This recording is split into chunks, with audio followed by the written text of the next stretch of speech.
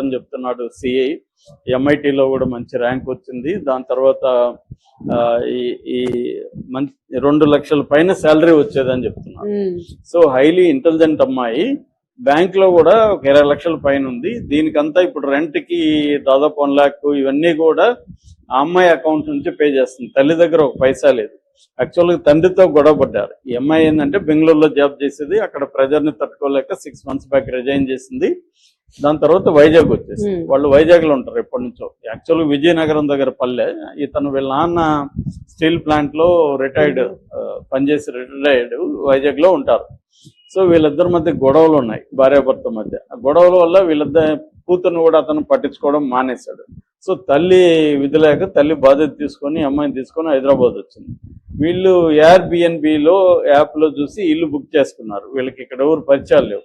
అంటే హైదరాబాద్లో ట్రై చేద్దామని ఈ అమ్మాయికి ఇవన్నీ ఐడియా ఉంది, యాప్లో ఐడియా. ఆ యాప్లో చూస్తే ఇక్కడ ఏదో ఇల్లు ఉందంటే ఇక్కడ దొరికింది. సో ఇక్కడికి వచ్చి ఉంటున్నారు. ఇప్పుడు మళ్ళీ మియాపూర్ వైపు వెళ్ళిపోదామని మళ్ళీ యాప్లు ఎదుగుతున్నారు. సో దాదాపు 2 నెలలుగా ఇక్కడ 55 రోజులుగా ఇక్కడ ఉంటున్నారు అనమాట. సో ఇక్కడికి వచ్చినాక కూడా అమ్మాయికి మైండ్ సరిగా లేదు. అందుకని ఒక అస్ట్రాలజర్ని రెగ్యులర్ గా వెళ్ళి కలుస్తున్నారంట వీళ్ళు. సో నిజానికి సైకాలజిస్ట్ ని కలిసి కొంత ట్రీట్మెంట్ తీసుకుండాలి. తీసుకున్నంత మాత్రం బాగా అయిపోతుందని చెప్పలేం, కానీ దట్ ఇస్ ద ప్రాసెస్. వీళ్ళు జనరల్ గానే చాలా మంది మనోళ్ళు సైకాలజిస్టుల దగ్గర పోయే బదులు అస్ట్రాలజీ వాళ్ళ దగ్గర పోతుంటారు. వాళ్ళకి తెలిసింది ఏదో చెప్తుంటారు.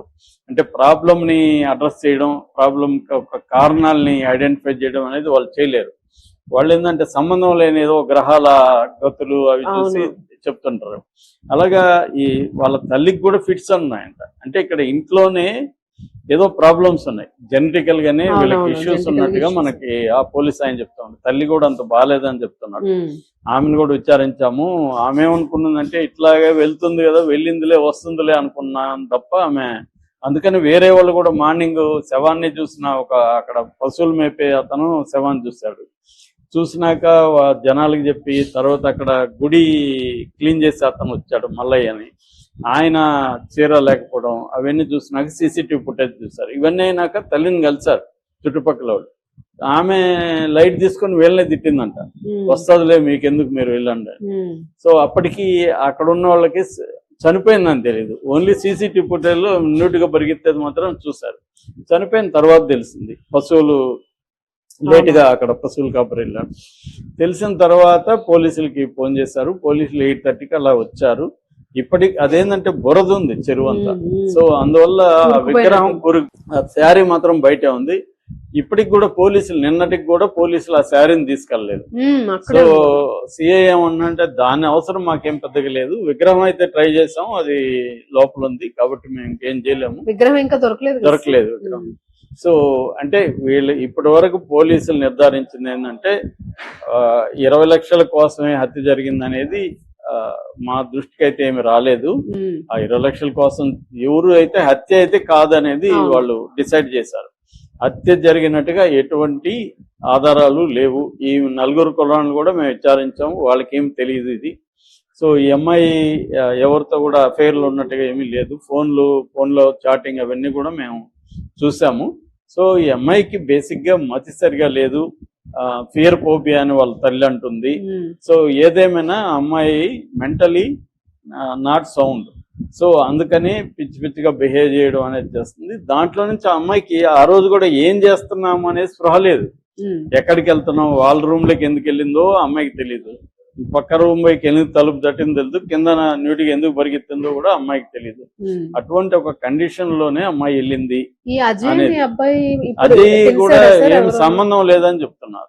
వాళ్ళు ఎవరు భయపడుతున్నారు, అంటే దీంట్లో మళ్ళీ ఇరుక్కుపోతామేమో, మన మీద ఎవరు రావట్లేదు, మీడియాతో వాళ్ళు లేరు, అసలు ఖాళీ చేసి వెళ్ళిపోయారు. సో క్లియర్ గా ఏంటంటే పోలీసులు తేల్చింది ఇది క్లియర్ గా ఆత్మహత్య. కాకపోతే దీన్ని డీప్ గా పరిశీలిస్తే తల్లిదండ్రి బాధ్యత బలంగా ఉంది ఈ అమ్మాయి విషయంలో. అంటే తండ్రి వదిలేయడం, తల్లికి కూడా ఈ అమ్మాయిని టేక్ కేర్ చేసేంత పట్టు లేదు, నాలెడ్జ్ లేదు. రెండోది ఆమెకే హెల్త్ బాగాలేదు, ఫిట్స్ అవన్నీ ఉన్నాయి, ఆమెకే మానసికంగా ఆమె కూడా సరిగ్గా లేదు. సో ఇంకా ఎవరు ఈ అమ్మాయిని పట్టించుకోవాలి, అది మేజర్ గా మనకు కనపడుతుంది. అంటే మొత్తం ఇవాళ ఉన్న సిస్టము జాబ్ ప్రెజరు. మొన్న కూడా మనం ఒక అమ్మాయి అవును. ఉద్యోగం పోయిందని దీక్ష దీక్ష చేస్తుంది కదా. అంటే అమ్మాయి చెప్తుంది కదా, యూరిన్ పాస్ చేయాలన్నా కూడా, బాత్రూమ్ పోవాలన్నా కూడా పర్మిషన్ తీసుకొని వెళ్ళాలి. నేను కూతురు బాగాలేదని 3 రోజులు రాకపోయేసరికి నా జాబ్ తీసేస్తారు. అంత ప్రెజర్ ఇవాళ ఐటీ సెక్టర్ లో ఉందన్నమాట.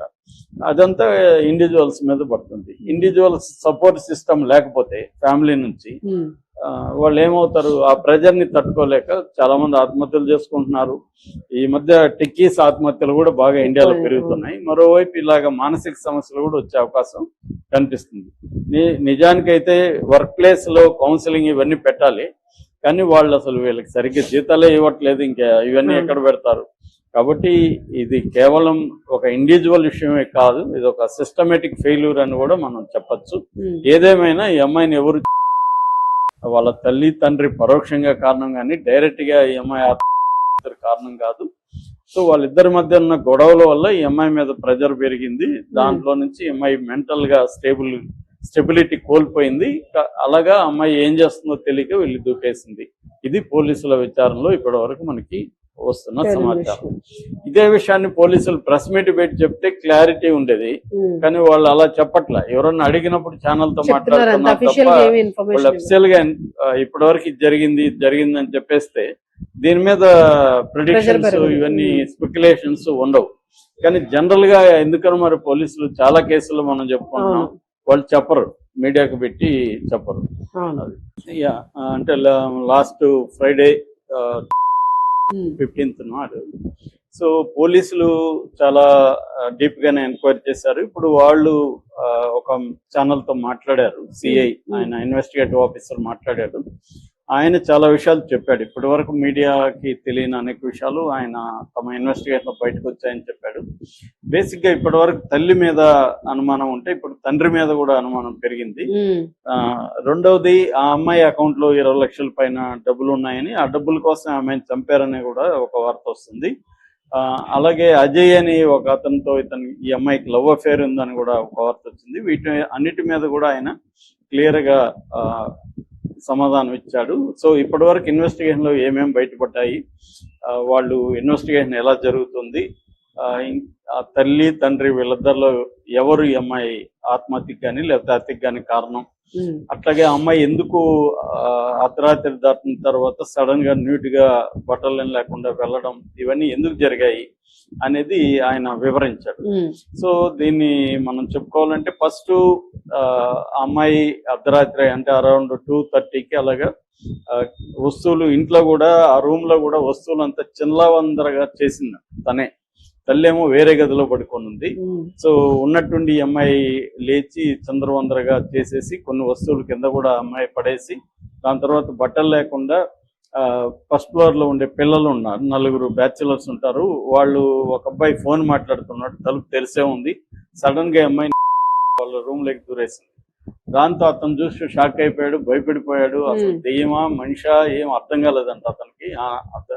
2:30కి ఆ టైంలో సడన్ గా అమ్మాయి న్యూట్ గా వచ్చేసరికి అతను భయపడిపోయాడు. దాంతో కేకలు వేసాడు, మిగతా వాళ్ళు వేశారు.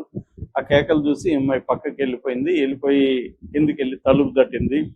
అక్కడ వాళ్ళు తీయలేదు. దాంతో రోడ్డు మీదకి వచ్చేసి ఆ గుడి దగ్గరికి, ఒక పెద్ద గుడి దగ్గరికి వెళ్ళింది. అక్కడ తలుపు లాక్ చేసి ఉన్నారు. మరో గుడి దగ్గరికి వెళ్ళి అక్కడ